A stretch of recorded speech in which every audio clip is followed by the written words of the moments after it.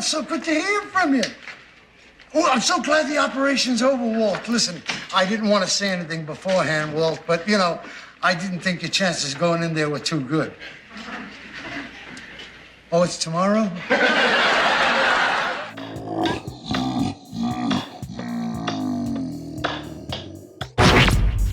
I know you gonna dig this. Get funky with me.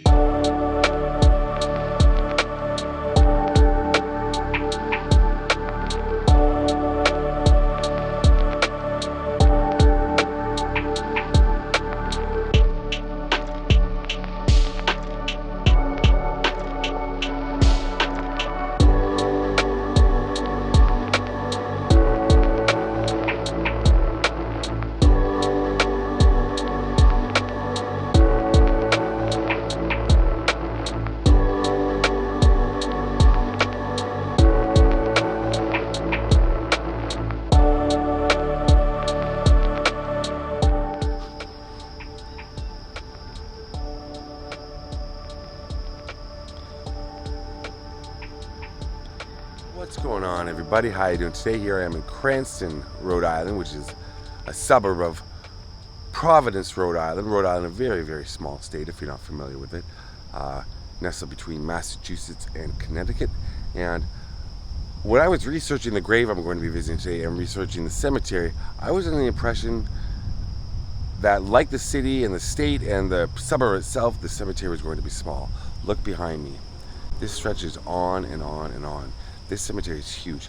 I mean, all the way over there, way back over there, from the entrance to where I am right now, I think possibly close to the back of the cemetery, it was about a 2-minute drive.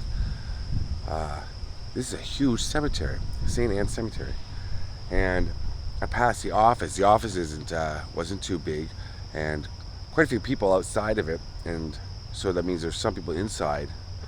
I just thought to myself, well, I've been in that position before, not necessarily when I'm working, doing the videos that I do, just in my personal life, with having to deal with death in the family, things like that, and just seeing the people outside waiting. It's never really a good thing when you're going to visit a cemetery office, you know. So my heart's with those people back there. I can see it on some of their faces. They're here to make arrangements. So yeah, my heart is with them right back there. Now, we're here to visit the grave of Coach from Cheers. Do you remember Coach? Coach was played by Nicholas Colasanto. So Coach, the character, made quite an impression on, I think, all of us. He only appeared in 2.5 seasons, roughly. And then when he passed away in real life, Nicholas, his character also passed away on Cheers, and was replaced, of course, by Woody Harrelson, who played Woody Boyd. So we're gonna walk over, find Coach's grave, Nicholas's grave, talk a little bit about his career. He had quite a career, quite an interesting life. He was a World War II vet, and pay our respects. Now, Cheers, again, when it came out, it was kind of like Seinfeld. Nobody watched it. It was on the brink of being canceled. But thanks to some network people who believed in the show, kept it on, and of course Cheers went on to become one of the most beloved sitcoms of all time. And it's still completely rewatchable in reruns and in syndication. Everybody loves Cheers. Everybody loves Cheers. Once you get into it, you love Cheers. And it's kind of, they replaced Coach with Woody, and of course they replaced Diane with Rebecca. So it's odd that two main characters on one hit show were replaced, and the show kept going on. All right, let's go visit Nicholas. So I think I'm headed the right way. I think Nicholas is somewhere along here, and I believe his grave would be one that's one's in the ground. It's not an above ground one. It should be somewhere straight ahead of me. Yeah, he was a coxswain, which meant he steered the boat, or a boat, in World War II. And then he was going to be an accountant. But I believe he saw a production of, he saw Henry Fonda in something, stage play, and decided he wanted to be an actor. A lot of people don't know that besides being an actor, he was also a director. He directed episodes of Starsky Hutch, Bonanza, Chips, Hawaii Five-0. He was in feature films like Family Plot, that's a Hitchcock film. And he was in Raging Bull, one of my favorite movies, Martin Scorsese film, Robert De Niro. You ever seen Raging Bull? Do yourself a favor. Watch Raging Bull. He was about to retire from acting. Acting roles had dried up. He wasn't getting many roles. He was about to retire. Then he was offered the role of Coach on Cheers. And of course it would become his best known role. I'm not sure exactly where he is. I know he's somewhere here in the middle. But I am looking on the ground. Now, he was an alcoholic and he suffered from heart disease.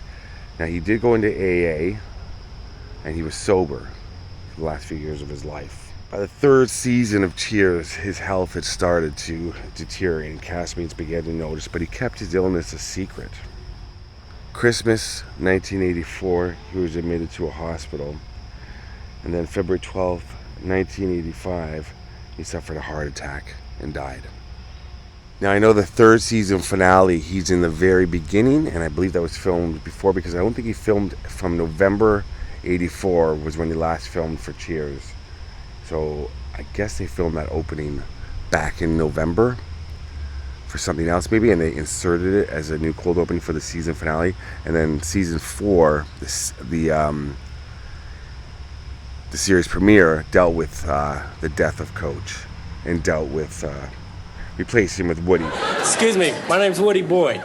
Woody? Hi, I'm Sam Malone. Howdy. I'm a friend of Coach's. Is he around? I'm sorry, Woody, I guess you hadn't heard. No, Coach passed away a couple months ago. But yeah, I'd like to think he's still around. Who is a similar character.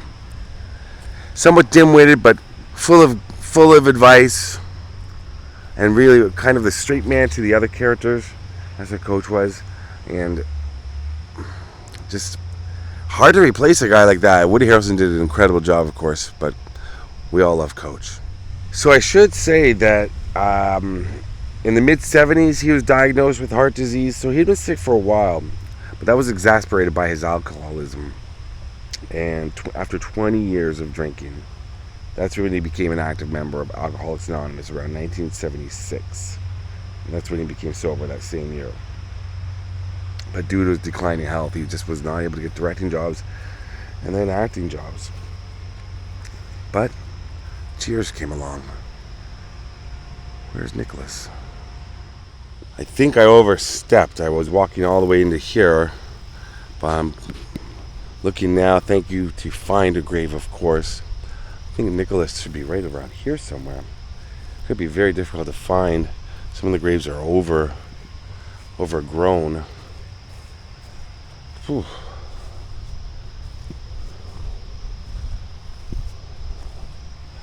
Colasanto, Joseph, and Nicholas, right there.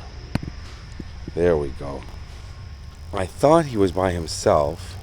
Now, one thing I was wondering is, where is the rest of his family?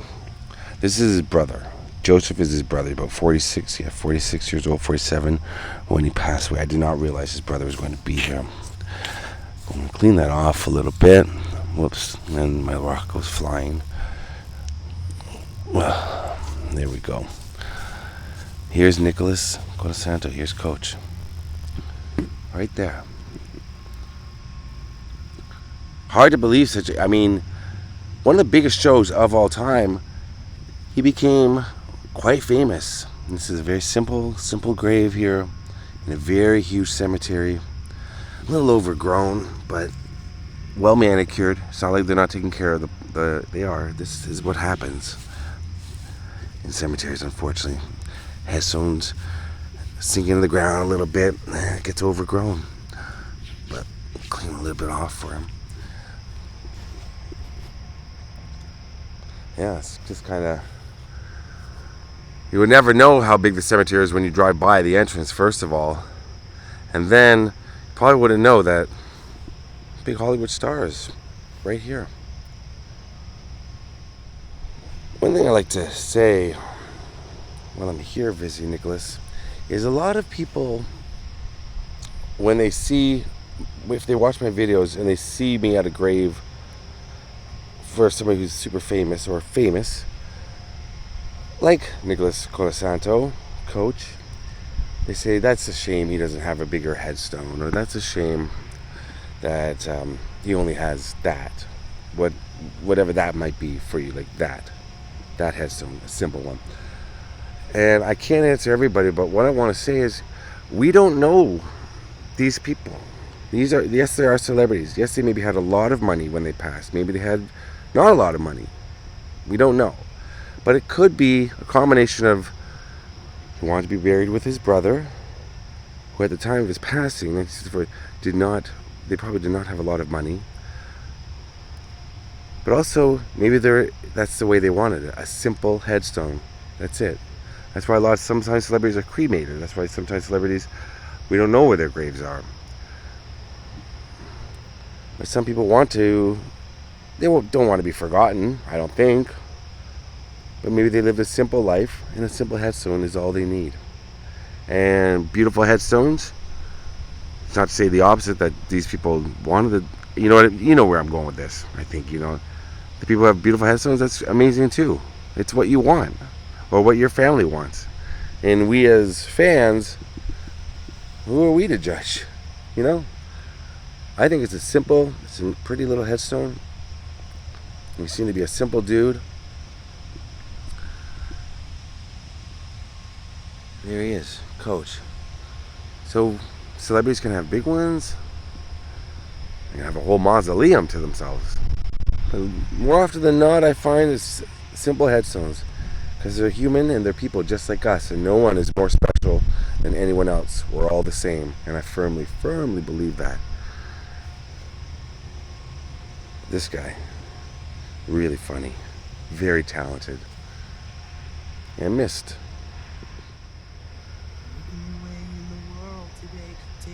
Everything you've got, taking a break from all your worries sure would help a lot.